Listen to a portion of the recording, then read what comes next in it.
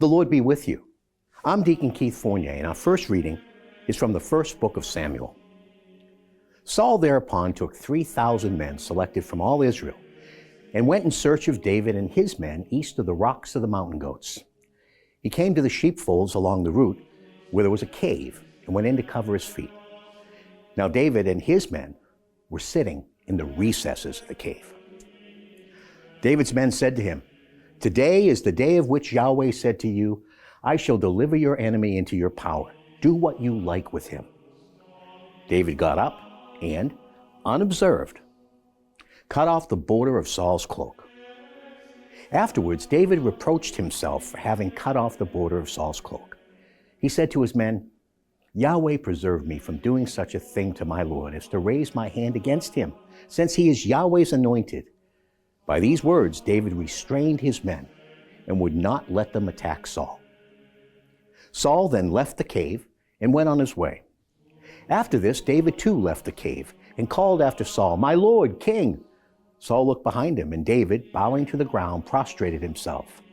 David then said to Saul, "Why do you listen to people who say, 'David intends your ruin'? This very day you have seen for yourself how Yahweh put you in my power in the cave, and how, refusing to kill you, I spared you, saying, 'I will not raise my hand against my Lord, since he is Yahweh's anointed.' Look, Father, look at the border of your cloak in my hand, since although I cut the border off your cloak, I did not kill you. Surely you realize that I intend neither mischief nor crime. I have not wronged you, and yet you hunt me down to take my life. May Yahweh be judge between me and you, and may Yahweh avenge me on you, but I shall never lay a hand on you. As the old proverb says, wickedness comes out of wicked people, but I shall never lay a hand on you. On whose trail is the king of Israel campaigning? Whom are you pursuing? On the trail of a dead dog, of a flea? May Yahweh be the judge and decide between me and you. May he examine and defend my cause and give judgment for me by rescuing me from your clutches." When David had finished saying this to Saul, Saul said, "Is that your voice, my son David?" And Saul began to weep aloud. "You are upright and I am not."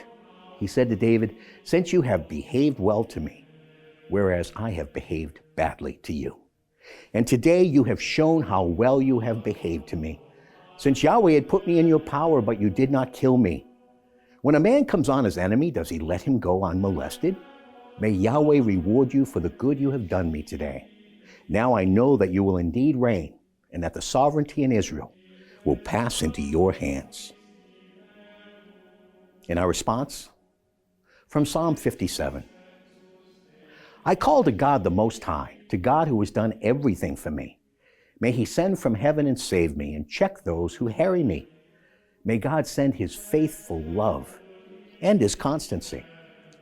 I lie surrounded by lions, greedy for human prey. Their teeth are spears and arrows, their tongue a sharp sword. They laid a snare in my path. I was bowed with care. They dug a pit ahead of me, but fell in it themselves. Be exalted above the heavens, God, your glory over all the earth.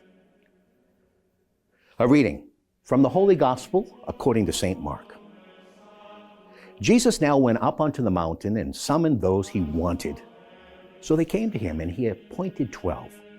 They were to be his companions and to be sent out to proclaim the message, with power to drive out devils. And so he appointed the 12. Simon, to whom he gave the name Peter, James the son of Zebedee, and John the brother of James, to whom he gave the name Boanerges, or sons of thunder. Andrew, Philip, Bartholomew, Matthew, Thomas, James the son of Alphaeus, Thaddeus, Simon the Zealot, and Judas Iscariot, the man who was to betray him. The Gospel of the Lord.